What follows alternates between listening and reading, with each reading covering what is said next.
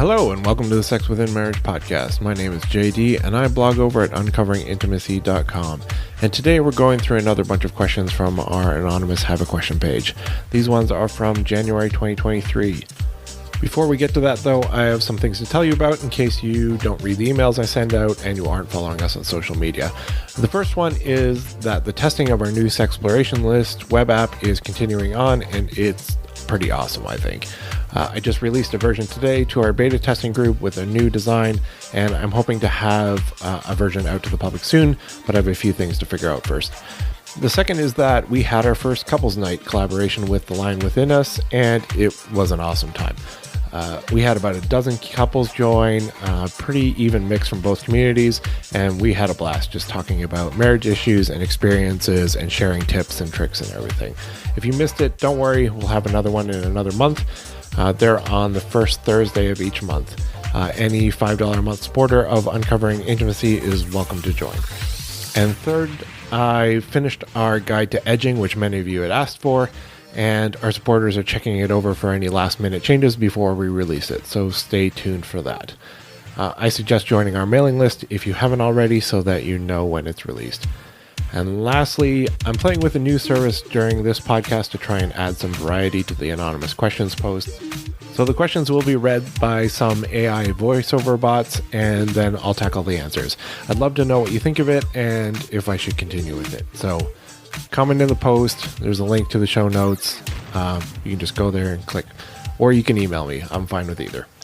With all that out of the way, let's get on to the questions. All right, question one is... Can you describe what exactly phone sex means or consists of? This question got kicked around for a bit in the forum, but I think this is the definition I settled on. Phone sex refers to an intimate and erotic conversation between people over the telephone. It typically involves explicit and sexually suggestive language and verbal descriptions of sexual acts, fantasies, or experiences. Couples may engage in phone sex to explore their desires, share intimate moments when physically distant, or simply for pleasure and stimulation. This conversation may or may not include masturbation on either or both sides. And of course, with the advent of new technology, it is not limited to the telephone, but I think that's where it came out of, and anything else people might call phone sex, they might call cyber sex, they might call something else. I hope that answers the question. So, on to question 2. Am I alone? My wife is willing and frequently gives me oral. It is something that we both enjoy giving and receiving from one another. When I'm on the receiving end, she will almost 100% of the time let me finish in her mouth, but more often than not, she will spit it out. For some reason, this bothers me. I'm not sure why, and I wonder if I'm alone in this. To me, it's a huge turn on if she does, and I feel like it breaks the mood when she walks away to spit it out. It also seems counterproductive. I mean, it's already there. Keeping it in your mouth to get up and walk to the bathroom just prolongs the feeling or taste. Swallowing, I would think, is the fastest way to take care of it. So I ran a survey quite a while ago with a question about this, and you can check out the survey in the show notes. It'll be under the oral sex survey results. In the survey, about 29% of men said that they care about whether or not their wife swallows. So no, you're not alone. You can check out the post for all their comments detailing the why they care or do not care. And on to question 3. I'm a wife of 10 years. 4 years ago, my husband admitted to hidden pornography use and occasional visits to erotic massage parlors. He is and was deeply sorry and ashamed and has done everything possible to change his behavior, heal our marriage and support me in my healing process. It wasn't until 2021 that by God's grace, we found accountability software that helped him overcome the habit for good. Although I am so grateful for the positive changes in him and our relationship, and while I pray regularly for help to find healing and forgiveness, there is a pain in my heart that feels permanent. The damage to my self-esteem feels irreparable at times. Talking about my feelings with my husband always helps, but I just want to be over this.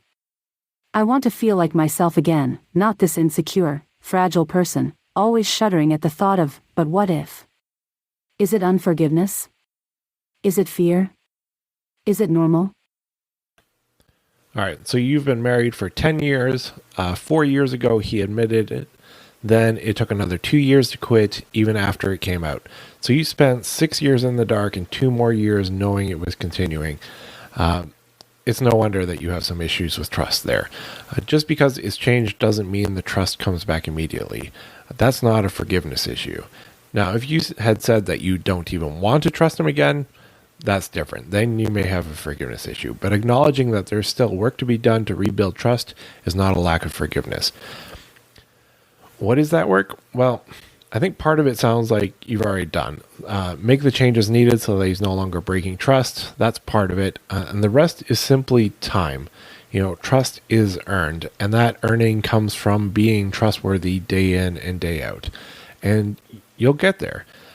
In the meantime, your brain is trying to keep you safe. It will keep running the same program repeatedly until you can convince yourself that it's safe to drop it. So when those feelings come up, just acknowledge them, understand that they're there for a reason because of the past, and that it's no longer needed, and you choose to trust your husband. And the feelings of trust will eventually come. They may take a while because our brains do not like letting go of programs quickly, but they will come. All right, question number 4. I like to take pictures and record videos of my wife touching herself or of us having sex. I keep it just for my enjoyment. Or when we are both busy and haven't had time to be intimate, I can relieve myself by watching my wife. Also, it keeps me from being tempted when it has been a while. Is this normal? Is it okay? Or can it turn into a problem somehow? My wife is fine with it but just wants me to keep the images secured. Thank you for your time. So we have a few questions here. Number 1 is it normal? If by that do you mean, do other people do it? Yes. I have another survey on that, which you can check out in the show notes. It'll be under Do Christians Make Sex Tapes? Is it okay? I think sexual activities should be shared with your spouse, and I'll link to my reasoning in the show notes again. So I would say that taking videos is okay, but the masturbation isn't. However, I also believe you should act under your own convictions, not mine, simply because they're mine.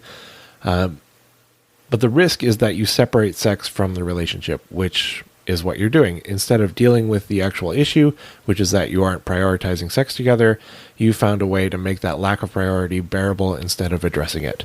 To me, that's one of the many risks of solo masturbation.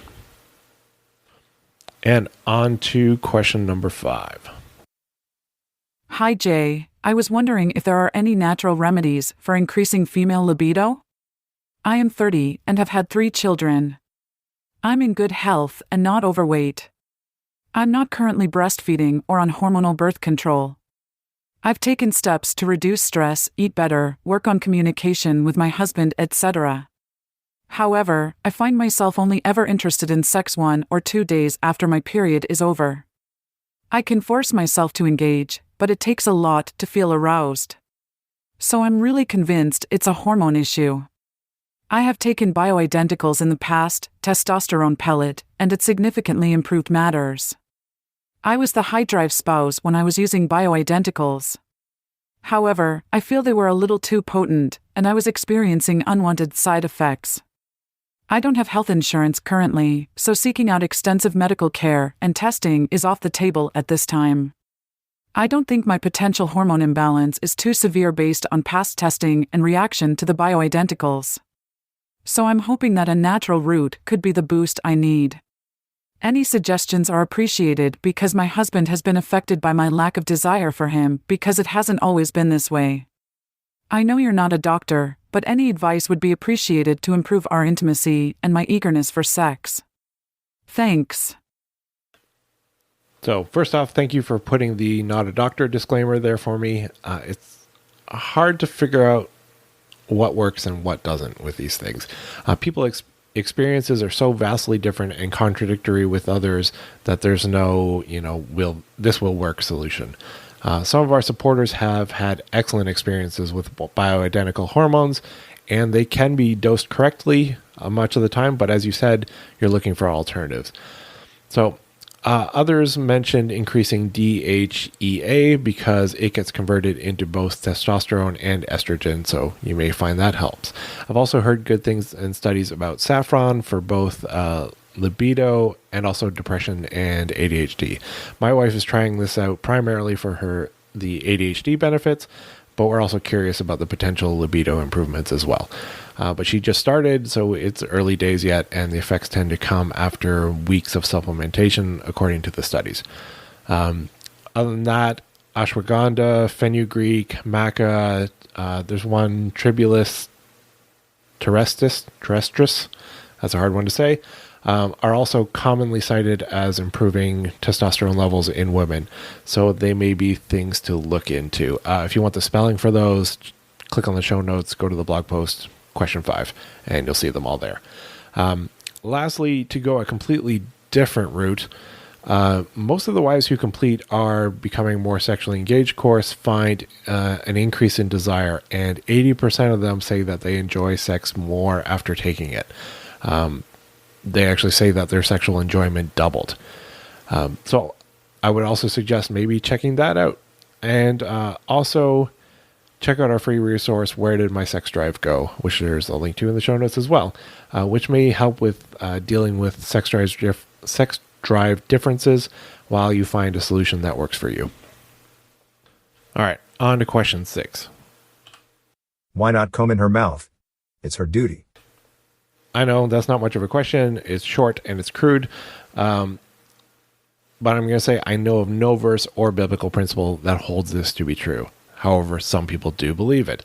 That said, this simple, like I said, crude and misguided question sparked one of the most extensive threads on our supporter forum. It went back and forth for a couple of weeks with 84 replies as we debated our duties to each other, how we handle it when we feel like we're giving more than the other, and how we gauge what more giving is. I immensely enjoyed the debate, and I think others did too, and I'd love to share the outcome, but I don't think I could summarize it all and do any justice. So if you want to go check it out, you can become a supporter for as little as $1 a month and get access to it and all of our other conversations. And now, on to question 7. There are times when she is in the mood, but most of the time she's not. I'm always in the mood. She brings me to the edge, but never lets me orgasm. It's been 3 months. She tells me that she wants a real man, and that means on the intimacy side. I am purposely trying to be vulnerable with my emotions, and I read that you can never know what you're going to expect by being vulnerable. Every time I'm vulnerable, which is hard for me, I get stepped on badly. She says I always bring things back to sex. But I'm purposely trying to build our relationship. Then she tells me during the argument that she's emotionally vulnerable. She says if another man were to make her day, she would go with him. So basically, I'm being used in my relationship for finances and my ability to work, but my wife really doesn't want me. She wants what she can get from me. She's 54 years old, but she looks 40. I know that she uses her body to get what she wants, and I see her tease guys all the time, and she plays coy like she's not doing it. I went to Walmart with her, and when she was asking for a price check, the guy came up so close to her. I asked, and you see him checking you out so closely? But she's a conservative mom. I think we need counseling. If it were a man, I'd be concerned. So if it were a man, you'd be concerned? And like, what in that question is not concerning? I was concerned from the beginning of it, and it just got more and more concerning.